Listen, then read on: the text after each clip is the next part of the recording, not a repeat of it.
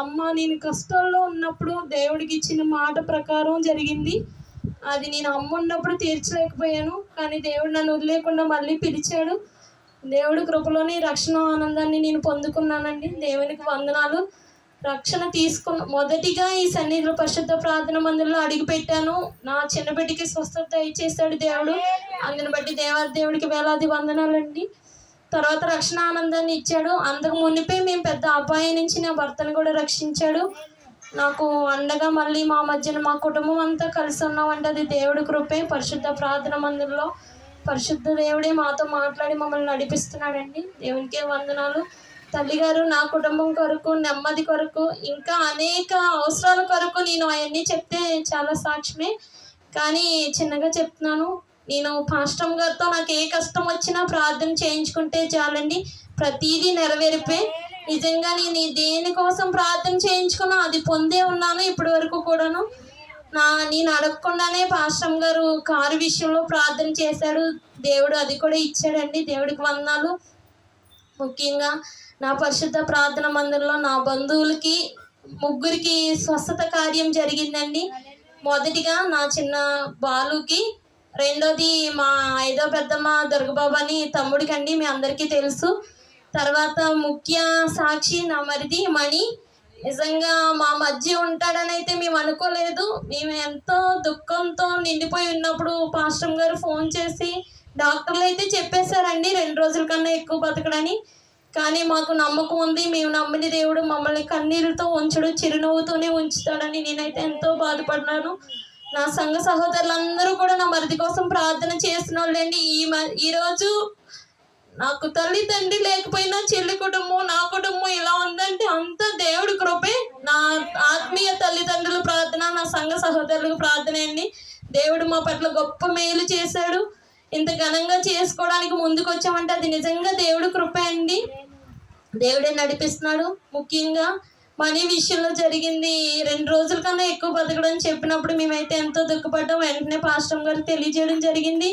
Pastor గారు మళ్ళీ వెంటనే నాకు ఫోన్ చేసి దేవుడు పాటలు పాడైపోయినాయి అని చెప్తున్నాడమ్మా, కష్టంగా ఉందని అన్నారండి.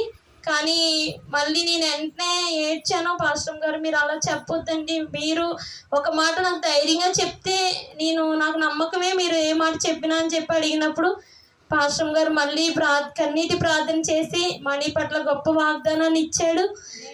దేవుడు ఆ విధంగానే సన్నిధికి నడిపించాడండి. నేను రక్షణ పొందిన మొదలు నా చెల్లి కుటుంబం కూడా నా సన్నిధిలోనే బలపడాలని నేను అడిగాను. దేవుడు అది కూడా నెరవేర్చాడు. ఈ మధ్యకాలంలో నాకు రక్షణ పొందినప్పటి నుంచి ప్రతిదీ శోధనగానే ఉందండి. ఈ ఇంటికి వచ్చే ముందు పాతింట్లో అయితే కరెంట్ ఎర్త్ అయిపోయి మొత్తం ఫ్రిడ్జ్ అంతా కాలిపోయి మా భర్త అయితే చాలా ఇబ్బంది పడ్డాడు. నిజంగా మా మధ్య ఉండడం కూడా అది దేవుడు చూపించిన కృపే. తర్వాత ఇక్కడికి వచ్చామండి. మొన్న అయితే పోయిన నెలలో ఇంకా శోధన ఎక్కువైపోయింది. కానీ ఇన్ని శోధనలు వచ్చుకున్నా సరే నాకు తట్టుకునే మనోధైర్యాన్ని దేవుడు ఇచ్చాడు. అందుని బట్టి దేవునికే వందనాలు. అలాగే అమ్మ లేనప్పటికీ మాకు తండ్రి లేడని మేము బాధపడకుండా మా పెద్దమ్మలు పెద్దనాళ్ళు అందరూ కూడా మా భుజం తట్టి మా వెనకాలే ఉండి మాకు ప్రతీది కూడా మాకు తెలిసి ఇలా చేసుకుంటే బాగుంటుందని చెప్పి నడిపించారండి. అందుని బట్టి వాళ్ళకు కూడా వందనాలు. ముఖ్యంగా నా ఆత్మీయ తల్లిదండ్రులు, నా కారు కొన్నప్పుడు మాకు చేతిలో 1 రూపాయి కూడా లేదండి. స్టార్టింగ్ నుంచి అప్పుతోనే దిగాము. కానీ ఇప్పటికి 3 లక్షల అప్పు తీరిపోయింది. అదంతా దేవుడి కృపే. పాస్టర్ గారు అయితే ప్రతి క్షణం ఈఎంఐ గురించి ప్రార్థన చేస్తూనే ఉన్నారు. ఆర్థికంగా బలపడాలి, ఈఎంఐ కట్టడానికి దేవుడు ద్వారాలు తెరవాలని. ఆ విధంగానే పాస్టర్ గారు ప్రార్థన చేసినట్టుగానే ఈఎంఐ మేము ఏ ఇబ్బంది లేకుండా కట్టుకుంటామని అందుని బట్టి దేవునికి వందనాలు. పాస్టర్ గారికి వందనాలు. సంఘ సహోదరులు కూడా నిండు వందనాలండి. నిజంగా బాలు పుట్టినరోజు అయితే పోయిన సంవత్సరమే చెయ్యాలండి సన్నిధిలో స్వస్థత ఇచ్చిన వెంటనే, కానీ అమ్మ లేకపోవడంతో చేయలేకపోయాను. ఈ సంవత్సరం దేవుడు ఇంత ఘనంగా జరిగిస్తున్నాడు. దాన్ని బట్టి దేవునికి వందనాలు. అమ్మ ఉన్నప్పుడే పోయిన సంక్రాంతికి బట్టలు తీసిందండి. నిజంగా నేను ఆవిడ ఉన్నప్పుడే వేసుకొని రమ్మని చెప్పింది, కానీ నేను తీసుకెళ్ళలేకపోయాను, ఆవిడకి చూపించలేకపోయానండి. కానీ దేవుడు ఇప్పుడు మళ్ళీ అవే బట్టలు, నేను కొత్త బట్టలు కొనలేకపోయాను. అమ్మ కొన్న బట్టలే నేను బాలుకి కుట్టించి వేసానండి. దేవునికి వందనాలు. అమ్మ ఆశీర్వాదం మాకు ఎప్పుడు ఉండాలి. దేవుని కూడా ఉండాలి. చెల్లి కుటుంబం ఇంకా ఆర్థికంగా బలపడాలండి. మేము దేవుళ్ళు ముందుకు ఎదగాలి. అమ్మ అయితే చాలా దేవుళ్ళు పేరు పొందుకుంది. ఆ పాస్టర్ గారు చెప్పిన మాటలను బట్టి అయితే నాకు ఎంతో సంతోషం వేసిందండి. ఎంతో ఆనందం అనిపించింది. తండ్రి నీ చిత్తం అయితే మాకు దేవుని గురించి చెప్పేవాళ్ళు లేకపోయినా సరే అంత విశ్వాసంగా మేమిద్దరం ముందుకు నడవాలి.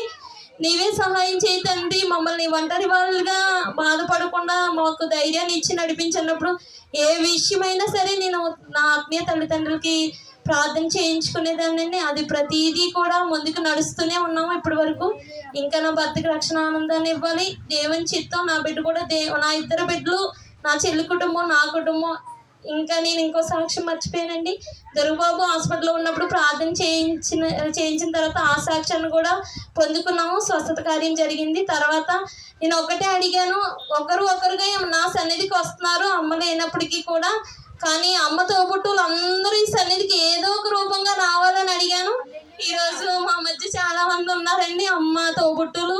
ఇంకా కొంతమంది రాలేకపోయారు. దేవుని చిత్తం అయితే మరొకసారి వాళ్ళందరూ కూడా ఘనంగా నేను దేవుణ్ణి గణపరచాలి, అందులో వాళ్ళందరూ కూడా ఉండాలని నేను కోరుకుంటున్నానండి. ఈ చిన్న సాక్ష్యం దేవుడు దీవించిందాక.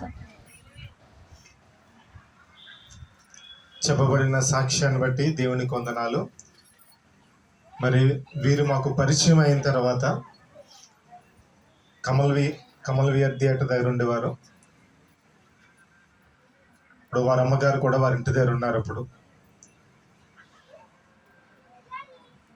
ఆమె ఒంటిలో బాగోక అనారోగ్య పరిస్థితుల్లో అక్కడ ఉన్నారు.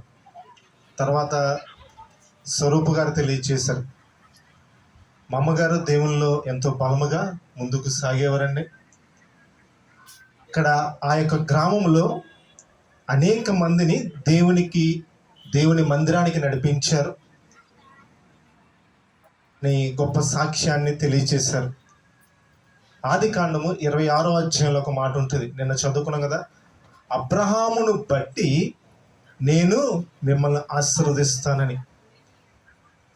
స్వరూపు గారు, ధన్య గారు, వారి తల్లి గారు చేసిన పరిచర్యను బట్టి, లేదంటే దేవుల్లో ముందుకు సాగుతూ అనేక ఆత్మలను సంపాదించిన విధానాన్ని బట్టి, మరి ఈ రోజున స్వరూపు గారి కుటుంబం, ధన్య గారి కుటుంబం, అంటే సత్య గారు, దుర్గా గారి కుటుంబం మరి ఈ రీతిగా దేవుళ్ళు ఉండడానికి దేవుడు కృప చూపించాడు.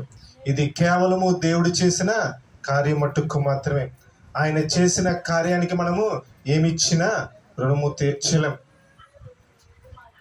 మరి ఈరోజు అదే రీతిగా బాలు పుట్టినరోజు. ఎక్కడ ఉండమ్మా బాలు?